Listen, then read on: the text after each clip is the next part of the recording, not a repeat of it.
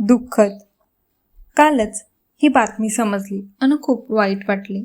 एकुलता एक मुलगा इंग्लंडला जेलमध्ये बलात्काराच्या गुन्ह्यात 16 वर्षे सक्त मजुरीची शिक्षा. आई वडील दोघेही छान नोकरीला, दोघेही प्राध्यापक. एकुलता एक मुलगा लाडात वाढलेला, हुशार पण चंचल. 10वी पर्यंत सगळे छान सुरू होते, पण नंतर कॉलेजला गेल्यावर मुलगा हळूहळू बिघडला. सोबतचे मित्र पुढे जात राहिले आणि हा मागे राहिला. एक जवळचा मित्र सॉफ्टवेअर इंजिनियर होऊन USA गेला स्कॉलरशिप मिळवून. त्यामुळे मला डिप्रेशन येते. तो पुढे गेला, मी नाही जाऊ शकलो.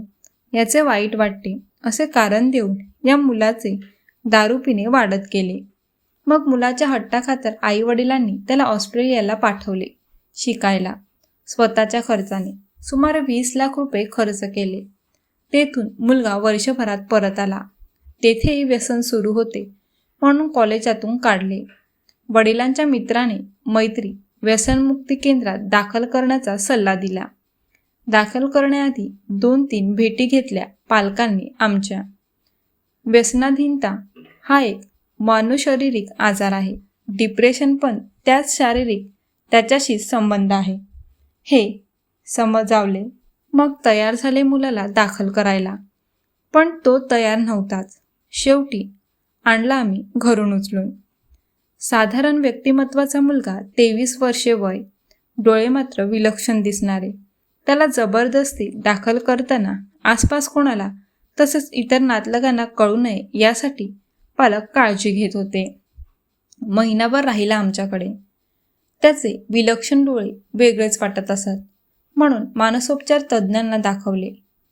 त्यांना आपण मित्रांच्या मागे पडलो म्हणून निराशा आल्यामुळे दारू पितो असे कारण सांगितले. त्याला डिप्रेशनच्या गोळ्या सुरू केल्या. 1 महिनाभर राहिला. आई वडील भेटायला आल्यावर त्याने हट्ट केला घरी जाण्याचा. शपथा घेतल्या पुन्हा पिणार नाही असे वचन दिले. आई वडील मग घेऊन गेले महिनाभरात डिस्चार्ज घेऊन. डिस्चार्ज नंतर 8 दिवस चांगला राहिला. थोडे थोडे करत पुन्हा व्यसन सुरू झाले, कारण तेच निराशेचे. मानसोपचार तज्ज्ञांच्या गोळ्या घेणेही बंद केले. मग आई वडिलांवर आरोप करणे सुरू झाले.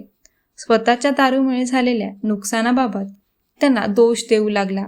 घरातच आई वडिलांसमोर दारू व सिगरेट ओढणे सुरू केले. साधारण 4 महिन्यातच वडिलांचा फोन आला, लवकर या अन याला घेऊन जा, हा आम्हाला शिवीगाळ करतोय. आमच्यावर हात उचलायलाही मागे पुढे पाहत नाहीये. लवकर येऊन घेऊन जा तुम्ही याला. बिचारे पांढरपेशी आई वडील प्रचंड घाबरले. आम्ही घरी पोचलो तेव्हा आई बाहेर अंगणात उभी होती. आत हा मस्त सोफ्यावर पाय पसरून बसला होता राजासारखा. वडील समोर बसलेले. खूप प्यायलेला हा गडी वडिलांना दम देत त्यांच्या तोंडावर सिगरेटचा धूर सोडत अवाच्य बडबड करत बसलेला. आम्हाला पाहून घाबरला. आम्ही सरळ पकडून उचलला. वडिलांना घाण घाण आई बहिणीवरून शिव्या देत होता. सेंटरला आल्यावर भानावर आला.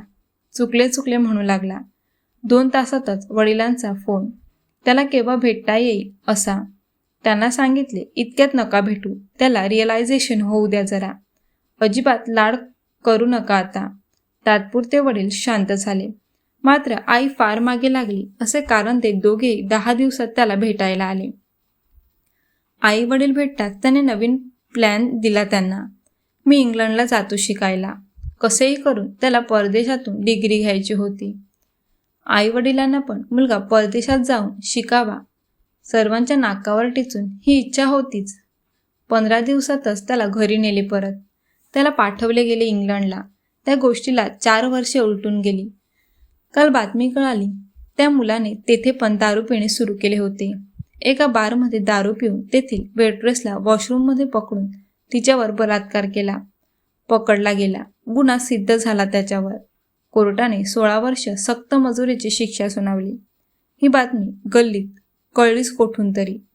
आईवडिलांना समाजात तोंड दाखवणे मुश्किल झाले. त्याने घराबाहेर पडणे बंद केले. शेवटी तो बंगला विकून आता आईवडील दुसरीकडे राहायला गेले. एकमेकांकडे हताशपणे पाहत दोघेही उर्वरित आयुष्य काढणार. इतकी संपत्ती असून सुखाचा घास खाऊ शकत नाहीत. हा सुटून येईल तोवर जगतील की नाही याची शाश्वती नाही. पोस्ट क्रेडिट तुषार नातू.